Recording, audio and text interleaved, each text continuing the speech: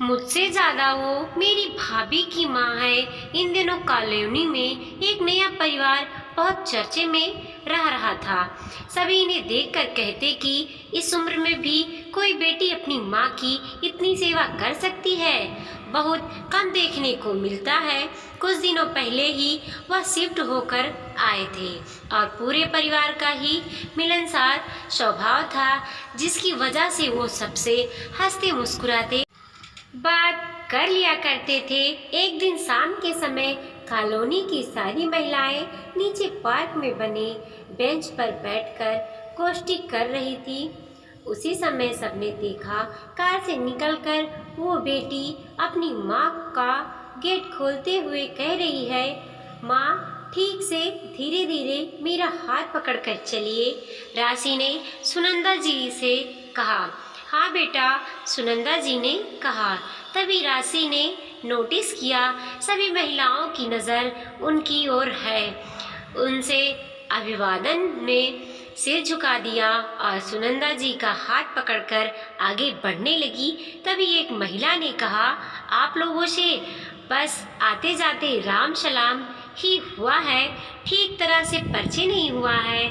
वहीं उपस्थित सभी ने अपना नाम बताते हुए बता दिया कि वो कौन से फ्लैट में रहती हैं।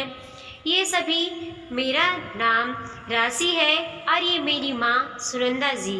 इनकी तबीयत थोड़ी ठीक नहीं रहती, इसीलिए डॉक्टर से मिलकर आ रहे हैं। कभी फुर्सत में आप सबके साथ बैठकर जरूर बातें करूंगी। कहते हुए राशि सुनंदा जी का हाथ पकड़कर चलने लगी। उनके जाने के बाद सभी महिलाएं कानाफूसी करने लगी। कोई तो यहाँ तक कहने लगी, लगता है इनका कोई नहीं होगा, तभी तो अपनी बेटी के घर पर रहती हैं। समय गुजरने लगा। एक दिन राशि के साथ किसी और महिला को देखकर सबने उत्सुकता जाहिर करते हुए पूछ ही लिया, कोई मेहमान आया है राशि के घर? भाई हमसे भी परिचय तो करवाओ। बिल्कुल, ये मेरी ननद नीति। माँ की तबीयत ठीक नहीं रहती तो देखने आई है। कहते हुए राशि ने नीति का परिचय करवा दिया। नीति, तुम इनके साथ बातें करो, मैं माँ की दवाई दे आऊँ। कहते हुए राशि नीति को महिलाओं की मंडली में छोड़कर चली गई। तुम्हारी भाभी तो अपनी माँ की बहुत ख्याल रखती हैं। लगता है उसकी माँ के घर में इसके सिवा और कोई नहीं है, तभी इसकी माँ यहाँ रहती है ना? कॉलोनी की एक महिला ने कहा। जी, मैं समझी नहीं। वो भाभी की माँ ही है, पर सासू माँ मतलब हमारी और निकुंज भैया की माँ। हम दो बहनें हैं, पर हम कहाँ अपनी माँ का ध्यान रख पाते हैं। वो तो भाभी ने सब कुछ संभाल रखा है, तभी हम माँ को लेकर बेफिक्र रहते हैं। पर आपको ऐसा क्यों लगा कि वो राशि भाभी की ही माँ होंगी? नीति आश्चर्य से पूछी। अरे, आजकल कौन सी बहू सास का इतना ख्याल रखती है, बिल्कुल माँ की तरह। जब देखो राशि उनका हाथ पकड़कर चलती है, जहाँ जाती है साथ लेकर जाती है। इतना तो हमने किसी को भी सास के लिए करते नहीं देखा। हम ही नहीं कर पाते इतना तो। हमेशा कहा सुनी होती हमारे बीच। इसीलिए राशि को देख यही लगा कि वह उसकी ही माँ होगी। नीति ने कहा, नहीं आंटी जी, किसी भी रिश्ते के लिए उसको प्यार से रखना और समझना ज़रूरी होता है। हम दोनों बहनों को भी हमेशा यही लगता था। हम ससुराल में इतने व्यस्त रहते हैं, माँ को चलने फिरने में सहारे की ज़रूरत पड़ती है। भारी शरीर है तो सब काम कर भी नहीं पाती। हमें लगता था भाभी माँ को हमेशा ताना मारेंगी। हम दोनों बहनें माँ को लेकर बहुत चिंतित रहा करते थे, पर माँ ने जैसे हम दोनों बहनों को प्यार दिया, वही वो अपनी बहू पर लुटाती रही। गलती होने पर झिड़झिड़ा कर नहीं, प्यार से कहती और दुलारते हुए कहती, एकदम बेटी की तरह करती हो। भाभी को भी इस तरह के व्यवहार में सास नहीं बल्कि माँ नजर आती। और बस अब तो ये स्थिति हो गई है कि माँ के पास हमारे लिए ही वक्त नहीं होता।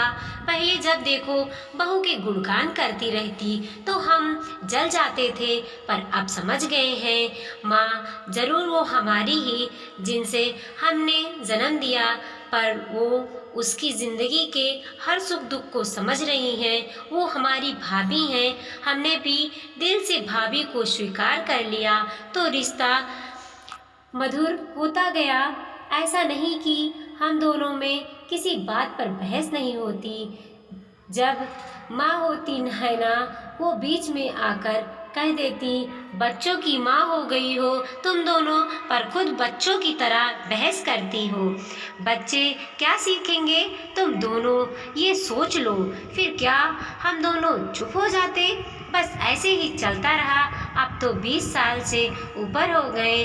हमने माँ की चिंता छोड़ दी है, क्योंकि उसके पास उसकी एक बेटी जो रहती है। नीति ने कहा, सभी महिलाएं एक दूसरे का मुंह देखने लगी। ज्यादा वक्त हो गया, मैं भी चलती हूँ, कहते हुए नीति घर चली गई। घर जाकर जब उसने ये सारी बातें माँ और राशि को बताई तो सब हंसने लगे। तभी मैं सोचूं, वो महिलाएं हमें इतना घूर घूर कर क्यों देखती थी। देख ले बहू, मेरा प्यार, लोग तेरी सास नहीं माँ समझते हैं मुझे। सुनंदा जी हंसते हुए बोली, हाँ माँ, वैसे आप भी देख लो, कोई बहू सास को नहीं करती इतना जितना मैं करती हूँ, तभी तो सब आपको मेरी माँ समझ रहे थे। राशि भी ठहाके लगा दी, आप दोनों सास बहू चुप करो, बड़ा माँ बेटी सा प्यार दिखा रही हो। और मैं कहाँ गई फिर? नीति मुंह बनाते हुए बोली, तुम्हारे लिए हम दोनों हैं ना, कहते हुए राशि नीति को गले से लगा ली। दोस्तों, आजकल हर जगह बस यही देखने सुनने को मिलता है कि सास माँ नहीं हो सकती, ना बहू बेटी जैसी हो सकती है। कहीं ना कहीं ये सच भी है।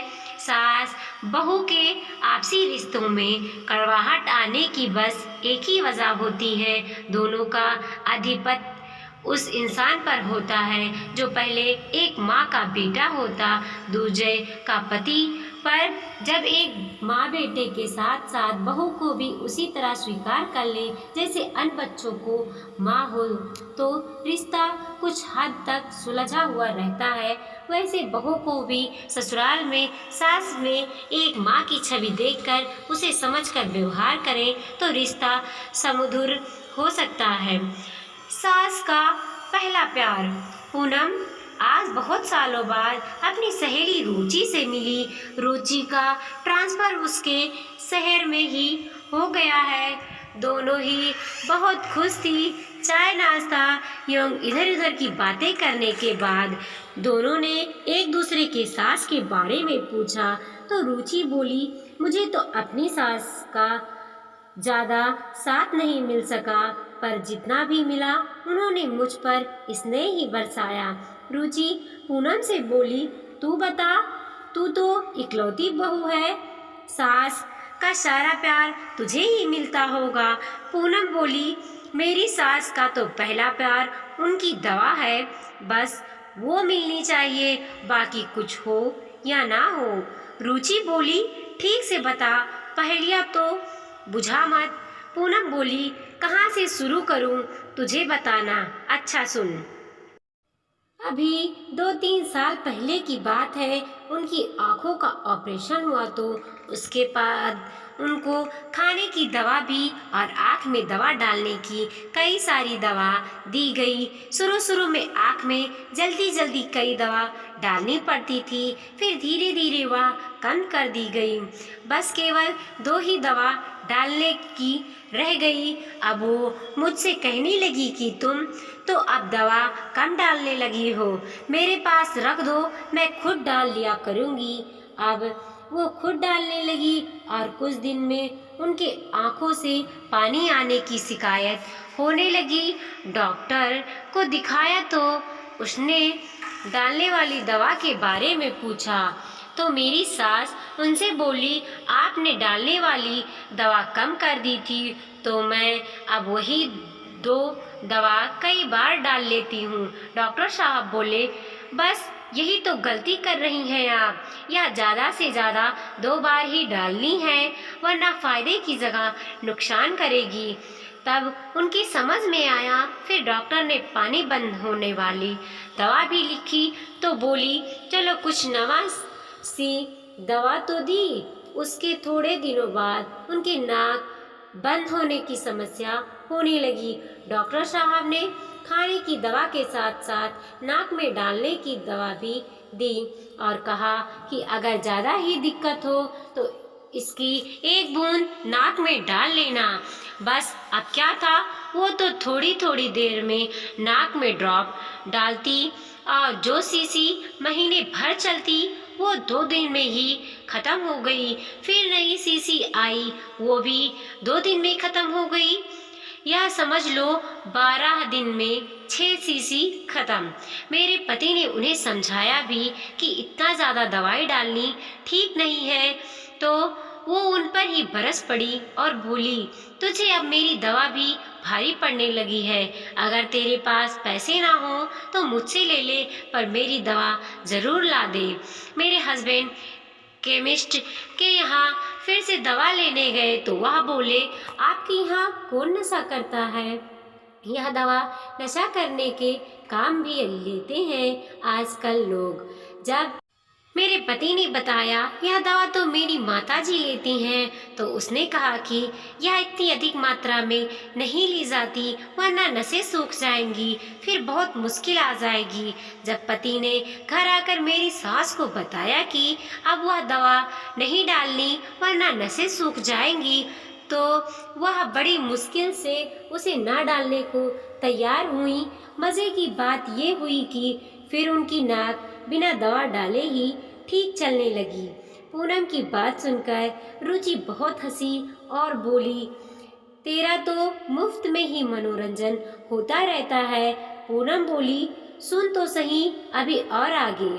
उन्होंने किसी मैगनीज में पढ़ लिया कि अगर विक्स लगा लो तो मच्छर नहीं काटते। बस उसे पढ़ते ही गर्मियों के दिन में ही उन्होंने उसको अप्लाई कर लिया। अब इतनी सारी विक्स गर्मी में मलने पर उनके शरीर में पित्ती उछल आए। अब वह उससे परेशान। फिर उन्हें डॉक्टर के पास लेकर गई। फिर उसकी दवा चली।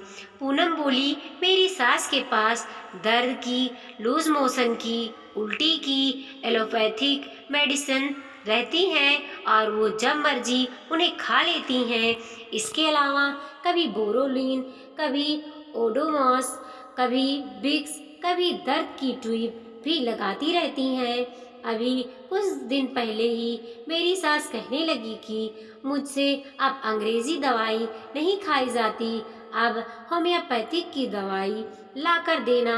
मैंने उनसे पूछा, बताओ किस चीज़ की लानी है दवा? तो बोली, डॉक्टर से कहना कभी खांसी से उठ जाती है, कभी चक्कर सा जाता है, कभी कमज़ोरी सी लगती है और पेट तो कभी ठीक रहता ही नहीं।